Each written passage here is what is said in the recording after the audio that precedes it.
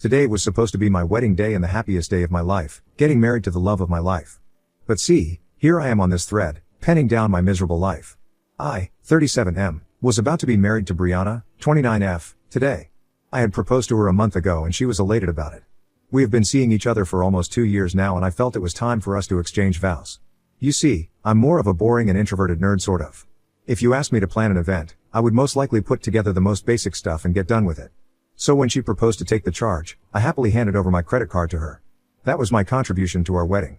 Brianna wanted to hire a wedding planner for the big day. She was involved in every basic detail of the event. I wanted the wedding to be in a month, but she said it would take at least 3 months to pull off the kind of wedding she wanted. I agreed to have it her way. I met the planner once to seal the deal and the next time I met them, my world crashed. Brianna shortlisted 2 wedding planners for me to meet and finalize one. We finalized Mira. She was damn good at her business. That was it, I know. The preparation was going on. I got busy at work, trying to wrap up my work before the wedding. We had planned for a week-long honeymoon to Paris, so before that I had to wind up my work. Brianna used to update me on the progress and I was cool with that. The planning was going on fine. Then one day, Brianna told me that Mira met with an accident and fractured her knees. She was on cast for the next 6 weeks. In her absence, her stepbrother would be stepping in to take care of her work. Few days after this, I asked Brianna if everything was going okay, and she said yes. Mira's brother was handling it well. 2 weeks before our wedding, the venue we had earlier decided had to be cancelled due to sudden rain predicted on those dates. It was an outdoor location. So we had to switch to something indoor. They shortlisted the banquet hall of a 5-star hotel. Brianna asked me to spare some time to visit the new venue and write a check to them. I took 2 hours off from my work, picked up Brianna, and drove to the location. Mira was there with her brother. She had recovered from her injuries, but her brother was still handling the arrangements. We 4 were waiting for the manager in charge of the booking to arrive. Few minutes later, a middle-aged woman arrived. She introduced herself as the banquet hall manager and straight went to greet Brianna, saying, "You must be the bride. The glow of your face speaks for itself." Our friends were also saying that Brianna had been glowing ever since I proposed to her. While the wedding could be a reason, there were other factors too. Brianna turned pale on seeing that lady and was cutting her in between. After hugging Brianna, that lady greeted Mira's brother and said, "You're a lucky man to have such a gorgeous woman as your fiancée. No wonder you were unable to take your hands off her." Brianna grinned and intervened. There must have been some misunderstanding. The lady, trying to assure Brianna, said, "Oh, don't be embarrassed. You guys are so much in love and going to be married soon. I run this hotel. I see so many couples making out in the elevator every day. So no big deal for me." Mira sensed the discomfort in the situation and pitched in, but it was too late. She said, "Okay, we were here to discuss the final quotation of the venue." I stood up and left without saying a word. I couldn't sit there pretending nothing had happened. I understood what exactly had been going on there. Brianna ran behind me, trying to stop me. I closed the elevator on her face, rushed to the parking lot, and drove off. I could see her chasing my car in the basement. That 15-minute drive to work was the most difficult drive for me. My phone was constantly buzzing with her calls and voicemails. I reached the office but was really not in a condition to work. I requested in the reception not to forward any calls or meetings for that day and canceled all the impending ones for the day. After like hundreds of missed calls from Brianna, I responded. It was all about, "That's not how it sounded. There's a misunderstanding. That lady admitted that she might have mistaken me for someone else. She wants to apologize to you. Could you please come and meet her once again?" I said I'm no fool here. She insisted that I meet that woman once again to clear the confusion. I hung up without saying anything. I didn't respond to her after that call. In the evening, I got a call from Mira. She said she was sorry to interfere in our personal matter, but she also requested me to meet that woman and see for myself what she had to say. I said I don't know. I'm not in the right state of mind right now. After thinking a lot about it, I decided to give her the benefit of the doubt and meet that woman. I didn't tell Mira or Brianna about it. The next day, I again went to the hotel and asked for that lady. I was escorted to her cabin and she apologized to me. She said she might have seen someone else and mistakenly took it for Brianna. I wasn't convinced by her reason. I mean, she could be confused about one person but not both of them. She said, maybe I saw Brianna and that young man together during their site visit and next instance I saw some other couple making out and got confused. I asked her if she could show me the camera footage of the elevator on the day Brianna visited the venue. She suddenly turned pale and stammered her way to say that she couldn't. It was beyond her company's policy to show the camera footage to the outsiders. This security policy was understandable, but her behavior was still suspicious to me. I asked her why she was explaining herself and why she needed to be so apologetic. She said she was worried about getting fired from her job if Mira complained of her big mouth behavior to the hotel owner. I mean, the hotel lost its bookings due to her nosiness. I said, look, I don't believe your reason at all, but if you're worried about your job, I can assure you that it won't be affected. I called Mira right in front of that lady and told her I was canceling the booking for the venue and she shouldn't do anything to jeopardize that lady's job. Mira asked me if I had met that woman. I said yes, and she has cleared the confusion from her end, but I still want to call off the wedding and it has nothing to do with the hotel manager. Mira said okay and hung up. That woman thanked me for it. While I was leaving, she asked for my card. I gave it to her. Later in the evening, I got a call from her and she told me that she had actually seen Brianna with that wedding manager guy and there was no confusion. She had agreed to lie to me to save her job. Brianna had begged her to lie and even softly threatened her that she would complain to the management about her nosy behavior. I asked her why she is speaking the truth now. She said I was kind to her and she wanted me to know the truth because she had a broken house due to a cheating husband. So she understands the pain of betrayal. Fair enough. I didn't tell anyone about this. I'm not that social of a guy, my work keeps me busy. I have a close-knit bond with my siblings, but I didn't tell them or my mom either. Meanwhile, Brianna kept sending me cute texts and selfies. I'm yet to block her or even confront her about the truth. Though I understood the truth on the very first meeting with this lady, meeting her for the second time got me thinking about Brianna's cruelty. I mean, how could she stoop so low to threaten that woman for her job and force her to lie? Now I wonder if I really know the woman I was supposed to be getting married today. Edit, I didn't go home on D-Day. I spent the night at my office. The next day I met that woman at the hotel and things became crystal clear. That evening, I called Mira and asked her to come down to my office. When she was here, I told her I wanted to terminate the contract. I was ready to pay whatever it was under their policy and some extra compensation for her loss, but she politely refused it. She charged me whatever was within the contract. She even gave me an extra refund out of empathy. But I think it's her guilt because our life got screwed because of her low-life brother. She said she would initiate the exit formalities and mail me. It was sorted. Brianna was still texting me, asking me when would I come home, and all those loving and caring messages. She flipped when Mara sent the contract termination email. Brianna panicked, called me asking me to come home and talk this out like adults. I responded that she needs to vacate my house and there's nothing left to be talked about. She came down to my office, but I asked my reception desk to not let her inside my cabin and tell her I was busy. I called and asked her to leave. I said I was not in a state to have any rational conversation with her and that she should not bother me for some time. She vacated the house with her essentials but left the car. It was gifted by me on her last birthday. I've been holding myself strongly until now, but today was supposed to be my wedding. Calls from friends and relatives are making it worse. I have switched off my phone for the morning. Update 1. Spent the next week living in a cocoon, limiting my conversation only with my senior staff for work-related stuff. I asked my wedding planner to do me a favor and send the cancellation email to all the guests who were invited. That led to a flooding of calls and texts from pretty much everyone. My side of people were worried about me. Her family and friends were behind me for reconciliation. Brianna was still telling everyone that I had called off the wedding over some stupid misunderstanding. I let it be. After a week of sulking and brooding over my sorrows, I had to move my ass to work. I don't have the luxury of just moving out of the city and disappearing like others I read on this subreddit. I wish I had that luxury. Now, I'm cursing myself for even trying to get into this love shit. Gladly, I have been away from all these for so long. I should have been that way. My friends were right in saying I'm late for the wedding bells. It has to do with my family setup. My dad passed away when I was in college final year, leaving his manufacturing business to me. I have a sister and a younger brother. Sister was in freshman year when dad passed and my brother was still in high school, so eminently everything came to me. Our business was not sort of a multinational level that could operate with the board and trustees without the owner's presence. It's a mid-size manufacturing business where someone needs to actually run the show to survive. I was quick to jump into the boat and take it over. We had no other option. We had a house mortgage, and a college education to fund my siblings and support my mom. She is not a working woman. I worked hard to learn the business and tried to scale it up.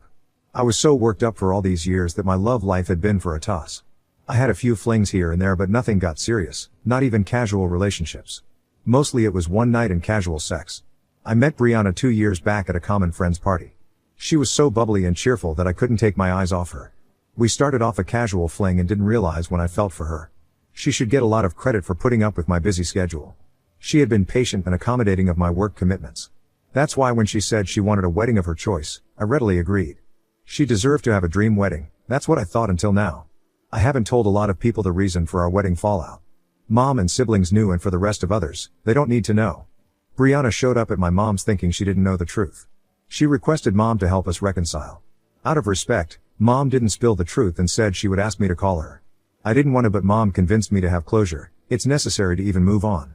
All the hows, whys, and whens need to be answered.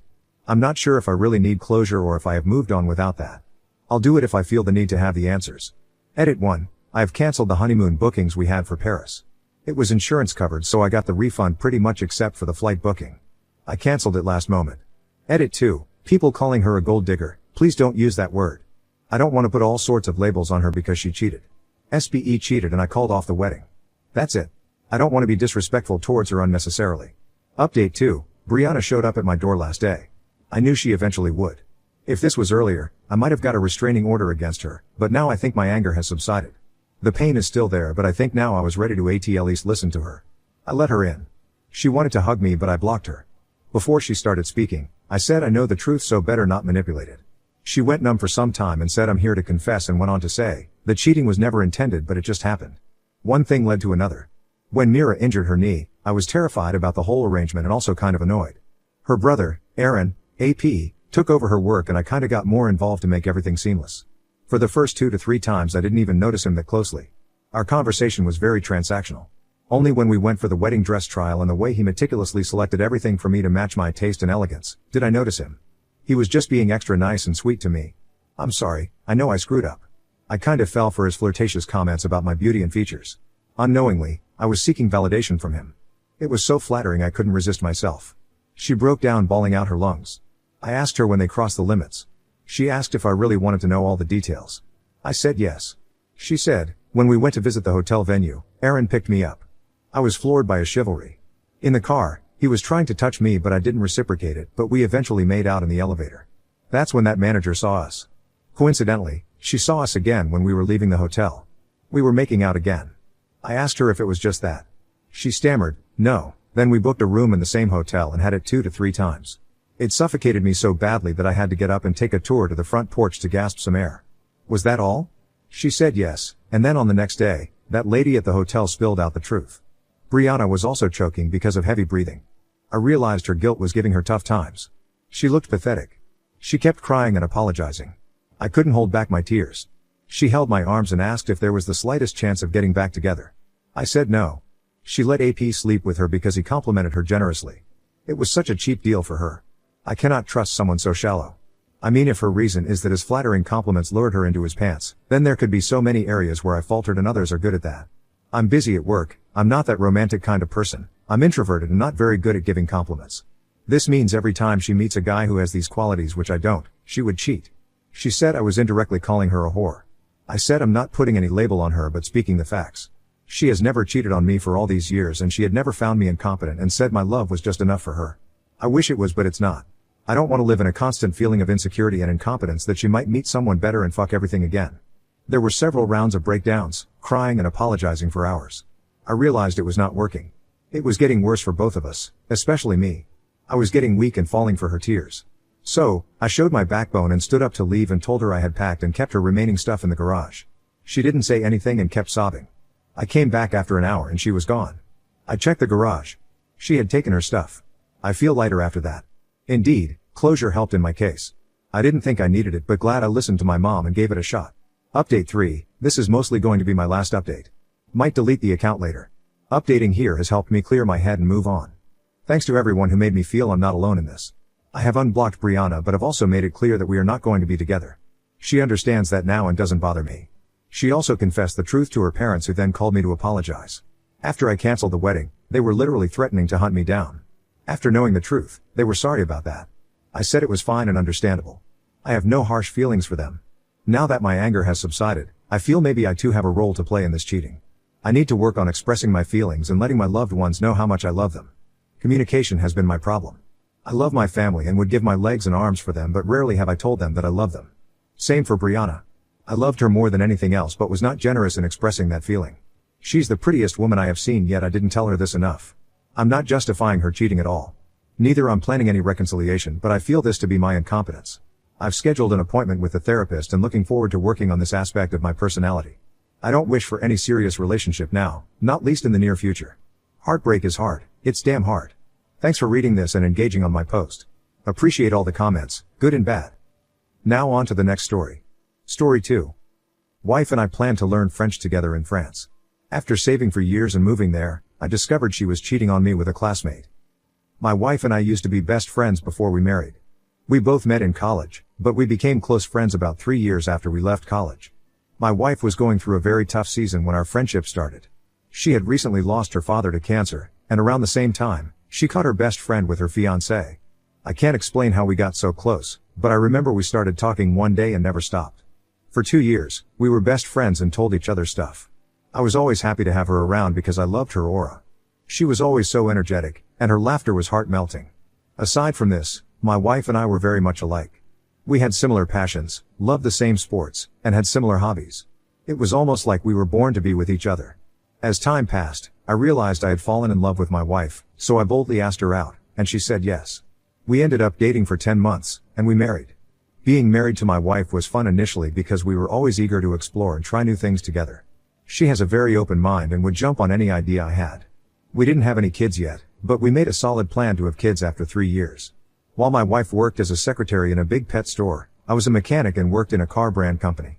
We were both actively planning for our future and a particular vision from when we dated. While we were dating, my wife and I agreed to learn at least 3 different languages before we grew old, and the first language on our list was French. We could have simply downloaded a language app, learned on YouTube, or taken an online language class. But my wife insisted that we travel to France to learn the language, feel the culture, and be in a class where a native French speaker would teach us. It sounded like a great idea, and since we loved to explore, we started saving towards it. For 2 years, we put money aside every month for our France trip, and when we believed it was enough, we made our trip. It was our first time being in France, so you could imagine we were like children who had been to Disneyland for the first time. We loved everything we saw, and being around people who spoke French constantly motivated us to be serious about learning the language. We started classes the same week since we had already checked out the school we wanted to enroll in before traveling to France. We were in a class of about 15 people who also wanted to learn the language, and it was so much fun. Our class was only meant to be for 3 months. My wife believed 3 months of learning directly from a French native would help us learn the basics of the language and speak it, and she was right. Living in an environment of majorly French speakers helped too. For the 3 months we lived in France, we had so much fun and enjoyed our stay there. We also had the opportunity to relate and mix up with other people and made a couple of friends. My wife was a very social butterfly, and she made friends like it was nothing. She even had more friends in our class than I did, and I didn't mind. I knew it was her personality and trying to find more people to practice the language with. Well, I was wrong. My wife had been involved with something way higher than trying to practice the language with her new friends. Towards the end of our class, it was mandatory for everyone to take an examination, and we had successfully entered that phase. One day, while my wife and I were in our short-let apartment preparing for our exams that afternoon, her phone buzzed. She had left her phone on one of her textbooks and went into the room to sort out what she'd wear later. When I looked at her phone screen, I saw that the message was written in French, and I was impressed that my wife had reached the extent of getting messages in French. So, to test my French reading skills, I read the message to see if I could understand it, and that worked to a level. I couldn't understand the whole message because they were words that confused me. Meanwhile, I had understood something in the message that looked suspicious, so to be sure of what I had read, I used a language translator and was perplexed at what I read. Through translating the messages into English, I discovered that my wife was having an affair with one of our classmates. He had been her seat partner a couple of times, and they got along well. Not just that, they were also planning to cheat in the exam and also cheat on me afterward. By that, I mean sleep together. I was so mad, and I felt betrayed. I could not even believe that my wife was having an affair with someone she barely knew for 3 months, and she chose to destroy our marriage and the memories and sabotage every plan we made for our future. After I got a grip on myself, I snapped the message with my phone, and immediately after I did that, my wife walked into the living room. I tried to control my emotions like most men said they did on this channel, but I couldn't. It was eating me up inside, and before I knew it, I confronted her and yelled at her.